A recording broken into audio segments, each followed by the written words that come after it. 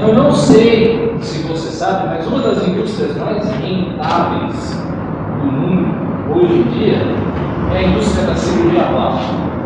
As pessoas gastam verdadeiras fortunas para transformarem o seu corpo. Algumas vezes, essas modificações são modificações externas. Algumas pessoas dão um rebote no nariz, outras colocam um pouquinho de botox, algumas mulheres capricham um pouco mais nos seios. Enfim, existe uma verdadeira gama de serviços de cirurgia plástica pelo mundo. Isso não é algo pecaminoso ou ilegal de forma alguma, nós queremos dizer isso. Eu acredito que todos nós temos o direito de nos sentirmos bem conosco mesmos. O problema é quando isso se torna uma obsessão. É natural, natural não, mas é comum, na verdade, nós vermos casos de pessoas que fazem 1, 2, 3, 4 cirurgias plásticas, se submetem a procedimentos tantas vezes perigosos, com riscos à sua saúde, riscos reais à sua saúde e à sua vida, em busca de uma aparência melhor, em busca de um ideal de beleza perfeito, que muitas vezes, na verdade, não é uma real beleza, porque afinal de contas a beleza é algo completamente subjetivo, porque pode ser bonito para um, pode não ser tão bonito para outros. Não existe um padrão ideal de beleza, existem alguns padrões que a mídia coloca para nós e que algumas vezes levam as pessoas a cometerem diversas loucuras para serem mais parecidas com uma ou outra celebridade, ou por serem menos ou mais adequados a determinado padrão de beleza. Eu quero hoje trabalhar com a questão da autoimagem. Eu quero trabalhar hoje com a questão do complexo. Nós estamos falando aqui de cirurgia plástica, mas algumas vezes esse complexo não diz respeito apenas ao físico. Algumas vezes as pessoas têm verdadeiros complexos com a sua parte intelectual, outras vezes complexos no seu relacionamento social, complexos na sua questão financeira. Eu quero trabalhar hoje com base no Salmo 139, a ideia, o conceito da autoimagem, a ideia do valor que você tem diante de Deus, o valor intrínseco que você tem diante do Senhor. Nós vamos ver o Salmo 139, os versos 13 a 16, mas eu vou me fixar nos versos 13 a 15. Salmo de número 139, versos 13 a 16.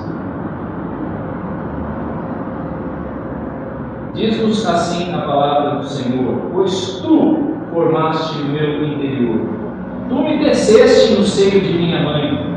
Graças te dou, visto que por modo assombrosamente maravilhoso me formaste. As tuas obras são admiráveis, e a minha alma o sabe muito bem. Os meus ossos não te foram encobertos, quando no oculto fui formado e embretecido, como nas profundezas da terra. Os teus olhos me viram a substância ainda informe, e no teu livro foram escritos todos os meus dias, cada um deles escrito e determinado, quando nenhum deles havia ainda. Senhor, concede-nos agora a graça, Senhor, de ouvirmos a tua voz que já se manifesta na tua palavra ali, que ela agora se faça ouvir também na tua palavra pregada. Nós oramos, ó Pai, em nome santo de Jesus Cristo. Amém. Este é um salmo de Davi. Há nesse salmo uma grande repetição de pronomes de primeira pessoa. Meu, minha, pronomes assim, meu. São pronomes de primeira pessoa e a repetição deles, que mostra uma ênfase no salmo, mostra que essa, na verdade, é uma reflexão bastante pessoal de Davi. É uma meditação de Davi de caráter muito pessoal. É Davi derramando o seu coração diante do Senhor. Este é um salmo que é um cântico ao Deus que está em todos os lugares, ao Deus que conhece todas as coisas. É um Deus de quem eu não posso me esconder. Eu posso ir no mais profundo do mar, no mais profundo abismo, subir nas alturas do céu, viajar para uma galáxia distante, e eu não vou conseguir fugir desse Deus. Aonde quer que eu vá, esse Deus está ali, eu não posso me esconder dele. É um Deus que me conhece muito bem, um Deus que me conhece perfeitamente, na verdade, mais do que bem. Este Deus me conhece perfeitamente, melhor ainda do que eu mesmo me conheço. Ele me conhece por fora, na minha aparência, na aparência das coisas que eu faço, naquilo que eu falo, mas Ele conhece também a perfeição quem eu sou por dentro. Ele me conhece lá por dentro. Ele conhece as motivações do meu coração. Ele conhece os meus pensamentos. Ele conhece a palavra que ainda não me chegou nem mesmo aos lábios. Deus sabe. Esse é o Deus que Davi exalta neste salmo, neste louvor. Deus nos conhece como um hábil engenheiro. Um hábil engenheiro que conhece a máquina do projetor. Ele é como aquele técnico que constrói uma máquina perfeita e conhece cada parte dela, cada funcionamento, para que serve cada parafuso. Eu acho impressionante quando eu viajo de avião, eu olho pela janelinha do avião e você vê aquela asa, né, por exemplo, a asa do avião, e você vê cada parafuso, cada pecinha, cada reentrância. E é maravilhoso você imaginar que cada uma daquelas peças funciona, tem uma funcionalidade, tem uma razão de ser, não é, William? Cada peça tem a sua razão de ser, e quem projetou aquilo sabe muito bem o que é que aquilo está ali. Assim é o Senhor para conosco, Ele nos conhece muito bem como um engenheiro que cria uma máquina. E Ele não apenas conhece a mim e a você, Ele não apenas conhece o ser humano, como Ele também ama aquilo que Ele criou. Muitas vezes um técnico, um engenheiro não tem amor pela máquina que cria, mas o Senhor não é assim. Deus ama aquilo que Ele criou. E se Deus Ele é capaz de amar alguém tão imperfeito como eu e você somos, se Deus é capaz de amar um pecador como eu e você, que direito eu e você nós temos de não fazer o mesmo? Que direito nós temos de não nos amar se Deus nos ama, nos conhecendo de maneira tão perfeita? Eu quero falar com você que está aqui hoje, eu quero falar com você que nos assiste aí de casa, você que lida com problemas de autoimagem, você que lida com os seus complexos. Eu quero mostrar a você, pelo menos hoje, duas razões por que você precisa aprender a se amar. Por que você precisa aprender a se amar. E a primeira razão que este salmo aponta é porque Deus criou você. Simplesmente você precisa aprender a se amar porque Deus criou você. Eu sei que muitos de vocês estudaram na escola, ou todos estudaram na escola, viram isso, a questão da teoria da evolução. Você que nos assiste em casa, talvez acredite que o homem ele veio da poeira das estrelas, e aí, por meio de um processo evolutivo, biológico, ele veio a ser o que é. Uma teoria que afirma que o homem ele é o resultado final, é o produto final de um acidente cósmico. O homem, na visão da teoria evolucionista de Charles Darwin, a vida humana é uma obra do acaso. É como se você jogasse poeira para o alto e dessa poeira que se mostrasse surgisse tudo que foi criado e a vida humana. Essa é a visão evolucionista. E é fácil para nós imaginarmos o absurdo desta hipótese, já que como o caos pode gerar tal perfeição? A própria ordem natural do universo denuncia a existência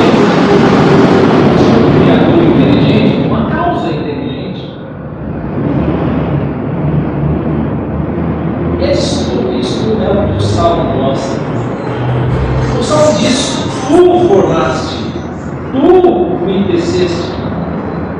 Isso para mostrar para mim e para você, para deixar muito claro que Deus criou o homem pessoalmente. O homem é uma obra das mãos do Senhor, é uma criação de Deus. Voltando-nos para a narrativa da criação do homem no Gênesis, nós vemos Deus tomando o homem do pó da terra. Deus moldando o homem com os seus próprios dedos, se assim nós podemos dizer. O homem sendo moldado a partir do pó da terra pela própria mão do Senhor. Nós vemos o homem, lá em Gênesis, sendo formado à imagem e semelhança de Deus, ou seja, carregando em si mesmo muitos dos atributos do Deus que o criou. Nós vemos o homem, em Gênesis, sendo soprado como o Espírito da vida. Será que você, como eu, consegue perceber quanto amor existe neste processo? De Deus tomando pó, moldando com as suas mãos, colocando nele os seus atributos e soprando sobre ele o fogo da vida, o seu próprio Espírito. Deus, o Criador, Ele moldou tudo o que existe em você. Deus moldou você. Deus moldou o seu físico, o instrumento por meio do qual você interage com o mundo. Deus moldou a sua parte física. Deus moldou o seu emocional, que oferece respostas a essa interação. Deus moldou a sua intelectualidade, a sua parte intelectual, a sua mente, que emite julgamentos entre aquilo que é verdadeiro e falso. Deus lhe deu essa capacidade. Deus moldou a sua parte social, que estabelece relacionamentos com outros, assim como nós. Tudo isso foi moldado por Deus. É Deus quem criou tudo isso em nós. Cada parte do seu ser, cada parte da sua existência, cada pelinho, cada célula sua é uma obra de Deus, algo que Ele criou. Os meus pais, os seus pais, são meros instrumentos da ação criadora de Deus. Ouviram, pais? Vocês são meros instrumentos da ação criadora de Deus. É Deus quem fez os seus filhos. Deixe-me ilustrar um ponto importante. Quando eu falo de Volkswagen, você pode pensar, por associação, em diversos carros. Gol, Fusca, Kombi. Se eu falo em Fiat, você vai pensar, por associação, em Uno, Palio, Punto. Mas, quando eu falo para você o nome Ferrari, você não vê o modelo, você vê a marca. Basta aquele carro lindo, vermelho, com um cavalinho rompante num campo amarelo passar na sua frente, você diz: é uma Ferrari. Eu quero dizer com isso que, tal como uma Ferrari, eu e você carregamos a marca de valor do nosso Deus. A marca de valor daquele que nos criou, a estampa, o selo daquele que nos criou está em mim e em você. Você precisa se aprender a amar, meu irmão e minha irmã que estão aqui hoje. Você que está nos assistindo aí em casa, que tantas vezes se sente diminuto, pequeno, complexado diante da sua aparência física ou diante da sua questão intelectual, você se sente diminuído. Eu digo a você que você precisa aprender a se amar, porque você é uma obra especial de Deus. E Deus, depois de criar o homem, olhou para o homem e disse que aquilo era muito bom. Deus, quando criou você, da maneira como você é, Ele olhou para você e disse: isso é muito bom. Isso aqui que eu criei é muito bom, é perfeito. Você precisa se aprender a amar porque você é assim. Depois de criar todas as coisas, o homem inclusive, Deus olhou para tudo aquilo que criou e disse que aquilo era muito bom. Deus, Ele louva a si mesmo por aquilo que criou.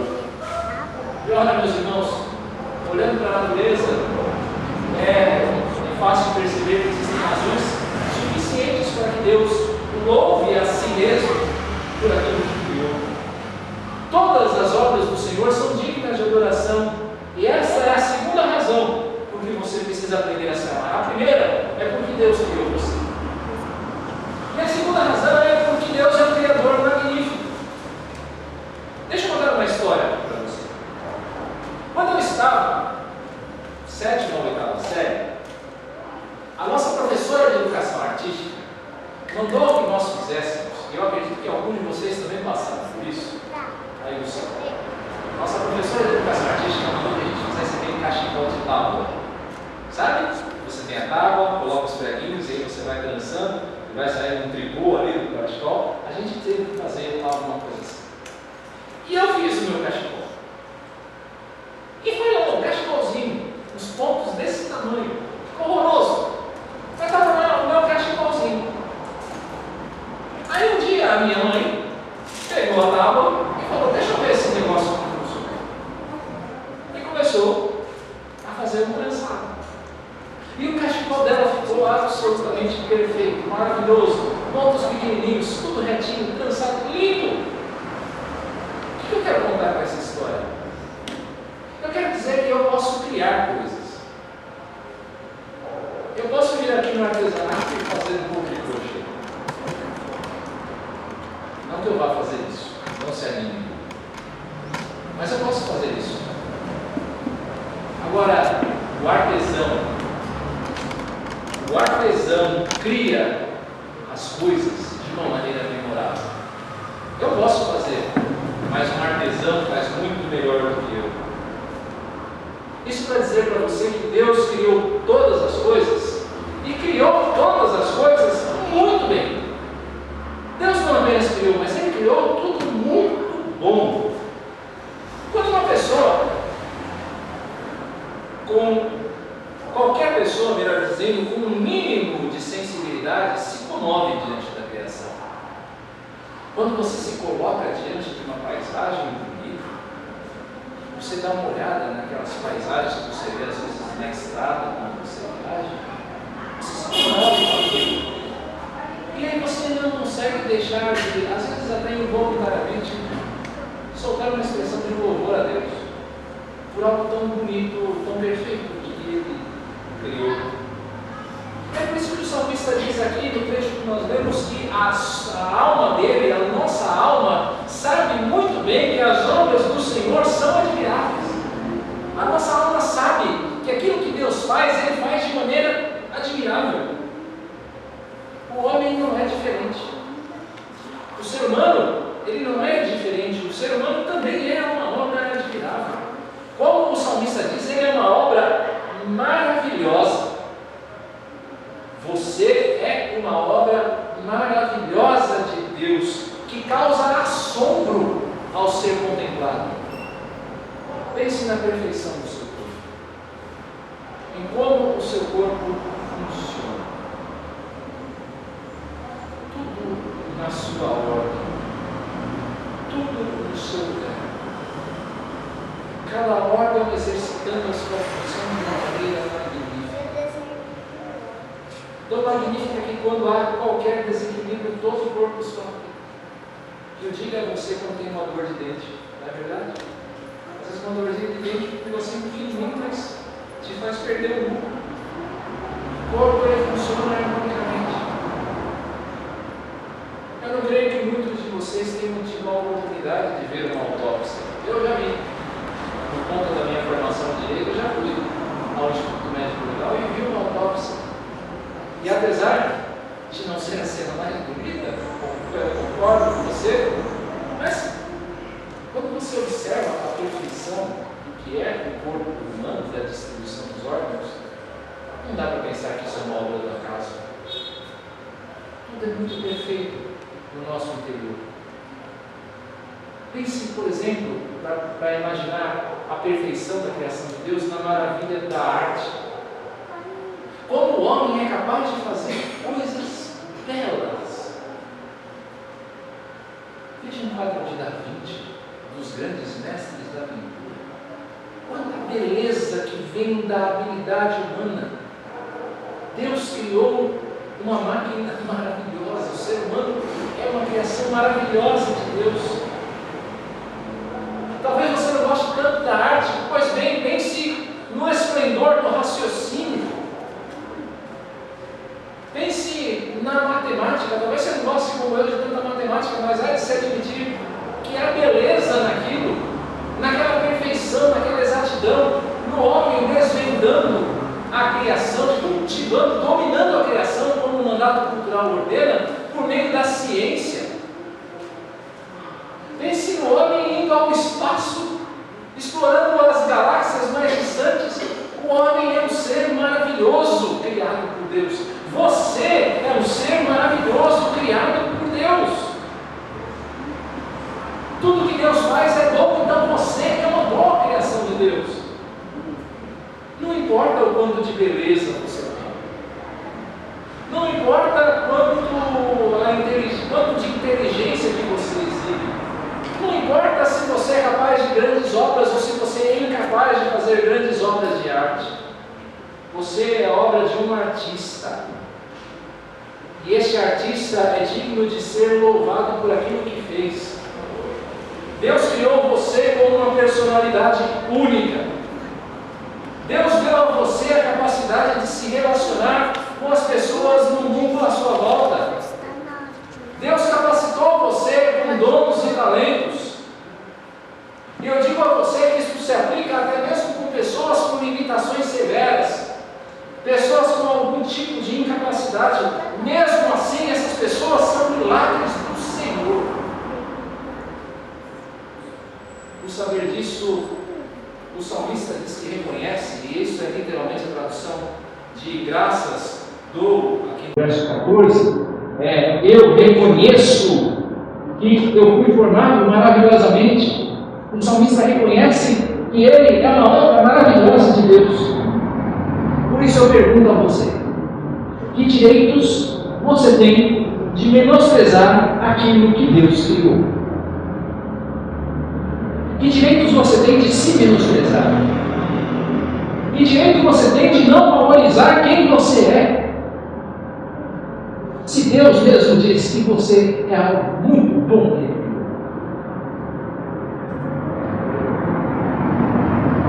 Deixa eu partir para nós. Nós somos criados. A armação do pecado, entretanto, quanto a isso, é fazer com que nós perdamos de vista o valor que nós temos como criação de Deus.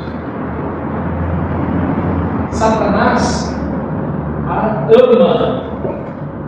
ama fazer você pensar de si mesmo menos ou mais do que você. Satanás ama distorcer o valor que você tem diante de Deus. Seja distorcer o seu próprio valor, às vezes se amando demais e aí você se torna uma pessoa arrogante, seja você se amando de menos e você se torna uma pessoa complexada. É isso que o pecado, é isso que o diabo deseja fazer com você. Às vezes, ele deseja fazer isso com você em relação ao outro, e você se torna, em relação ao outro, indiferente, você se torna falta de misericórdia, de graça. O bullying, às vezes, é uma maneira de você não dar o valor que você deveria a outra pessoa. E eu passei muito disso na minha adolescência, acredito. Sabe como é adolescente, todo desengonçado? Pois é. Eu me tornei uma pessoa complexada. Quem está falando com você é uma pessoa que enfrentou muito complexo na vida. Mas nós precisamos entender que o Evangelho ele restaura o nosso valor. Porque eu olho para Jesus Cristo, eu olho para o Filho de Deus, é entregue no meu e no seu lugar, vindo à terra, vivendo uma vida de humilhação, sendo cuspido, espancado na sua morte, tendo suas mãos e seus pés perfurados, morrendo no meu e no seu lugar. E eu entendo a partir disso que eu tenho muito valor diante de Deus. Deus me ama demais. E se Deus me ama demais, como então eu não posso me amar?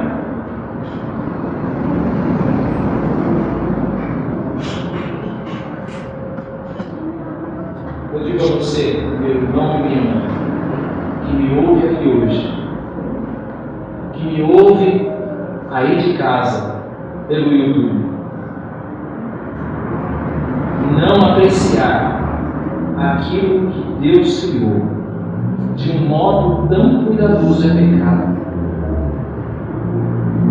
Você menosprezar a si mesmo, você viver complexado, é um pecado que você comete. Porque você está menosprezando a obra de Deus, algo que Deus fez com muito cuidado, com muito amor. Você está sendo ingrato diante de Deus. Abandone o seu complexo. Abandone a sua infidelidade. Isso não quer dizer que você não deve se cuidar. Cuide-se. Cuide-se sim. Valorize aquilo que Deus criou. Valorize o seu corpo. Vá fazer uma academia. É sempre bom. Ou se você não pode fazer uma academia, pelo menos uma caminhada. Vai cuidar do seu corpo. Vai cuidar também da sua mente. Procure ler bons livros. Procure estudar e se capacitar mais. Cuide também do seu espírito. Você é um ser humano integral, mas sem exageros. Cuidado às vezes no exagerar, porque o complexo algumas vezes te leva a um exagero de você querer ser melhor daquilo que você pode até ser. E aí é que nasce toda aquela situação de cirurgia plástica que eu falei no início. Cuide-se, mas não precisa exagerar na dose, não. Saiba que você tem valor diante de Deus. Por fim, não seja guiado pela opinião alheia.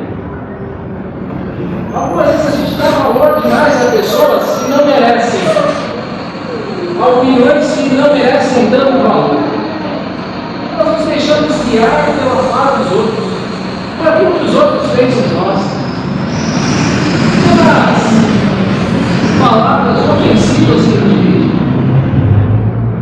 Às vezes a gente se deixa complexar demais por alguém chegar para você e dizer: cara, você está gordo. Você está gordo demais, hein? Ou por dizer para eles: olha, você precisava dar uma tingida no cabelo, está feio demais. Ou alguém chegar para você e dizer: cara, você é muito burro. Não se deixe guiar pela opinião alheia, não. Tem opiniões que não valem a pena ser ouvidas. Não se deixe guiar também pela indústria da mídia ou da moda. Porque a moda hoje que vem é moda.